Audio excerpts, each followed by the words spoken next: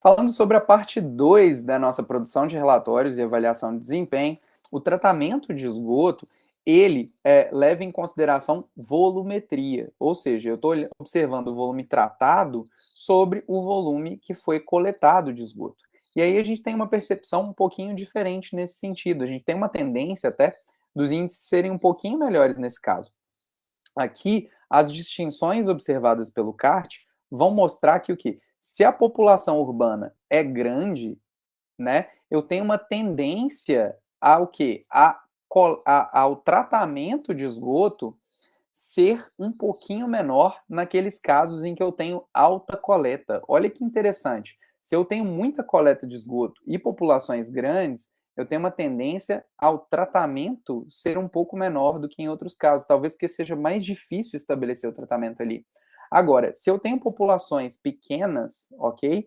E eu tenho uma coleta de esgoto menor, quando eu introduzo um tratamento de esgoto unificado, ele acaba atendendo praticamente todo mundo que está contemplado ali naquela solução. Então, eu tenho índices maiores de tratamento de esgoto, tá?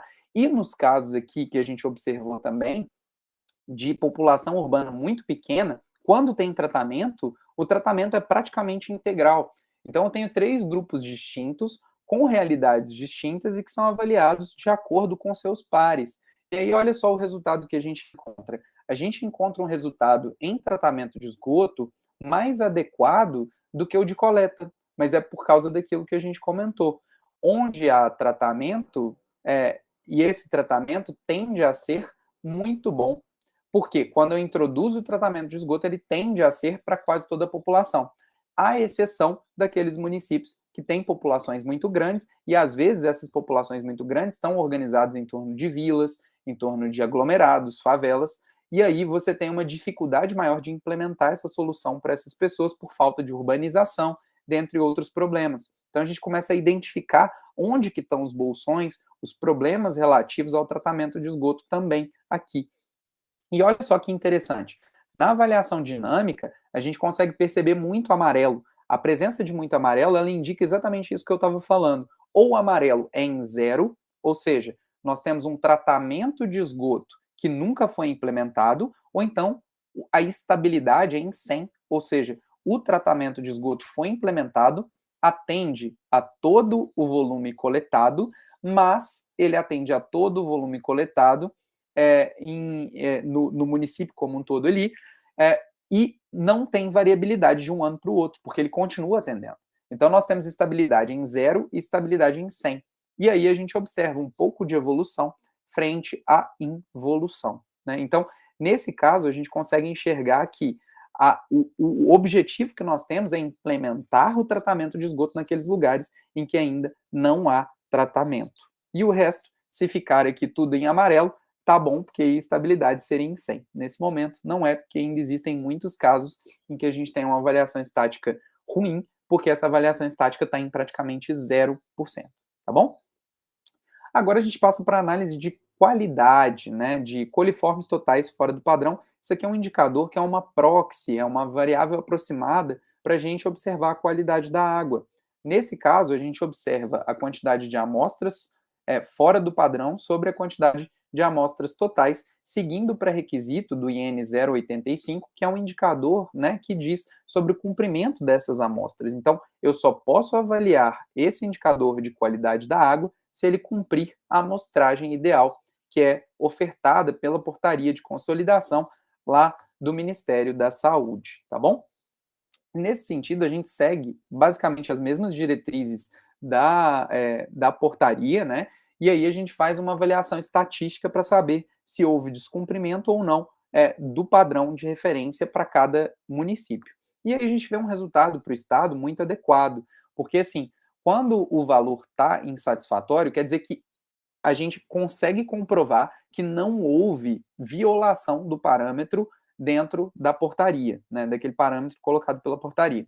O amarelo, a gente diz que assim, existe 5% de chance desse parâmetro ter sido violado em apenas um mês. Então, o que acontece aqui?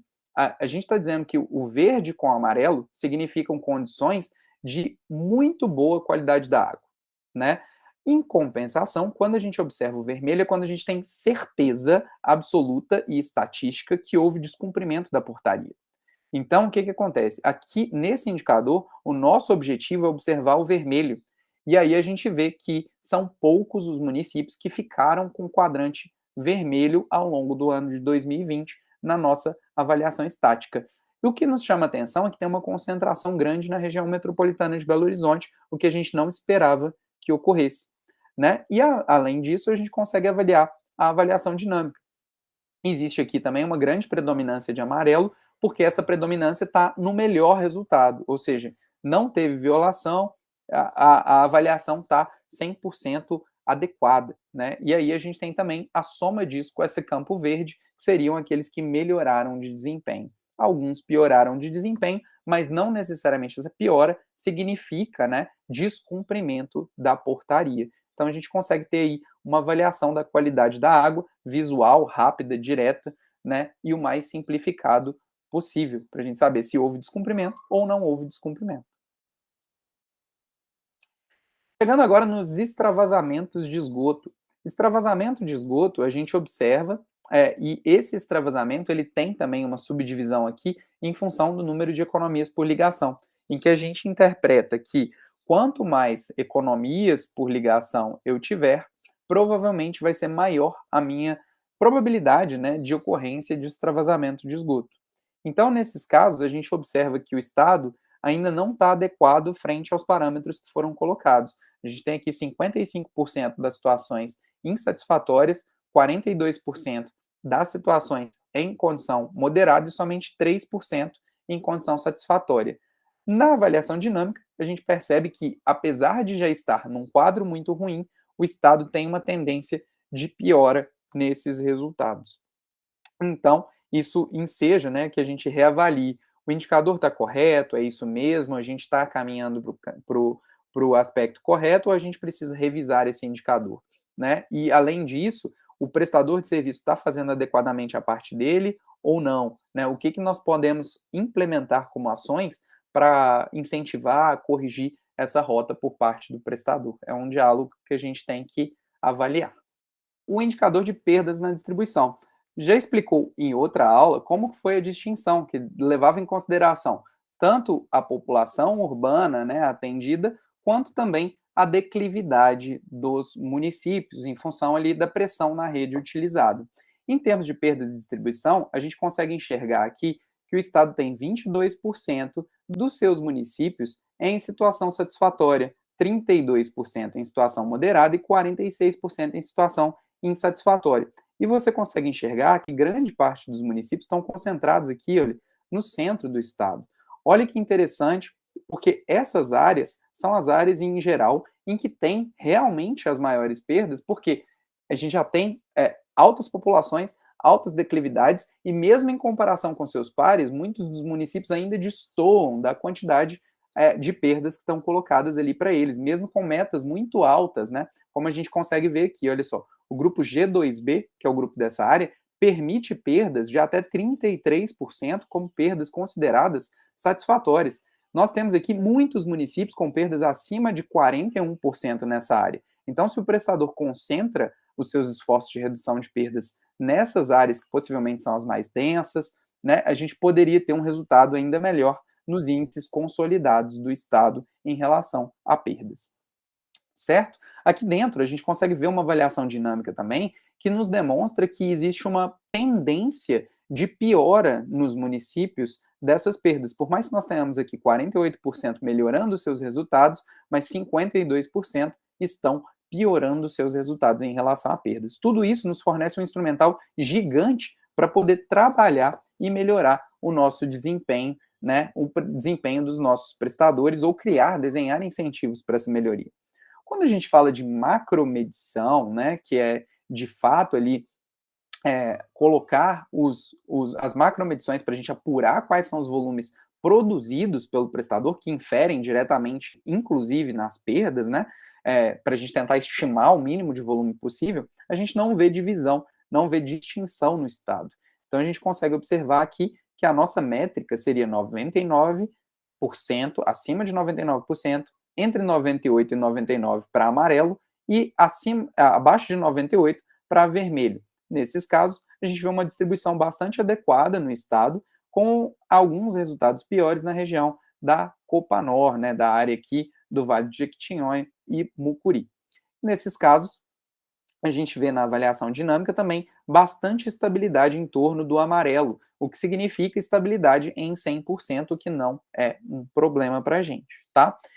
Pessoal, em relação à hidrometração tende a ser sempre o melhor índice, porque com a hidrometração o prestador fatura, ele consegue oferir rentabilidade, ele consegue oferir, enfim, o volume dos seus usuários e cobrar por esse volume. Então a gente vai ver que praticamente não tem nenhum desvio, mesmo que a gente tenha considerado a meta como 99, 100%. Também não identificamos divisão.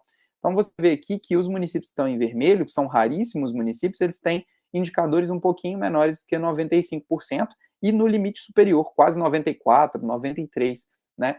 Enquanto isso, a avaliação dinâmica é muito concentrada aqui, olha, em amarelo. Por que concentrada em amarelo? Porque quase todos os casos ela está concentrada em torno de 100%. Tudo isso, pessoal, passa pela certificação Acertar, em que a gente consegue observar para cada um desses indicadores nos prestadores regulados qual que é a qualidade da informação ou daquele indicador. Então, quando a gente está falando, por exemplo, sobre perdas, aqueles índices de perdas que já são mais altos, já são problemáticos, a gente apurou aqui uma baixa qualidade nesses indicadores. Então, apesar de a gente conseguir apurar, conseguir acompanhar o indicador, a gente ainda não tem confiança, não tem exatidão nos dados que são reportados para o SNIS. A nossa ideia é caminhar com essas informações para o nível de alta qualidade, média qualidade, para que a gente possa apurar isso com mais certeza, mais segurança, e aí então, né, privilegiar e reconhecer a atividade do prestador, principalmente aqueles que têm os melhores resultados, tá? Aqui no caso também, SAI de Itabira era um SAI regulado pela ARSAI, e aqui a distinção também das suas notas de certificação, que ajudam muito a gente nesse processo de identificar se esses dados são corretos ou não, se eles estão adequados, tá? Tudo isso, pessoal, é disponível dentro do nosso site, que é sites.google.com/view/prosan, e lá dentro a gente consegue ver, então, esses resultados por município, né? Como a gente consegue ver aqui, a gente consegue ver o resultado por estado, e a gente consegue também, por meio do Instagram da Arsai, acompanhar ali os resultados, que a gente tem um velocímetro, né? Para cada prestador, a gente vai colocando ali um velocímetro dos principais indicadores, atendimento, perdas, coleta, tratamento, para traduzir isso para a população. Então, se a pessoa é de Belo Horizonte, ela vai saber como é que está o nível do serviço na sua cidade, e isso é publicado de tempos em tempos lá no nosso site, tá bom? Próximos passos, o que a gente entende como necessário é aprimorar esse ferramental para as normas de referência da ANA, ranquear e reconhecer, porque hoje nós ainda não temos um ranking de desempenho, até porque nós queremos melhorar a qualidade da informação por meio do Acertar para poder fazer esse ranqueamento e esse reconhecimento, sistematizar e mandar uma carta para os municípios, né, uma carta digital, seja como for, para os municípios a cada ano, para que os seus secretários, seus prefeitos, né, possam acompanhar a qualidade da prestação de serviço no seu município e entender efetivamente o que está acontecendo com o seu município. Então, nosso grande objetivo é esse, levar essa informação ao máximo para a população. Desde já, eu agradeço e espero que nós possamos nos encontrar em outras oportunidades.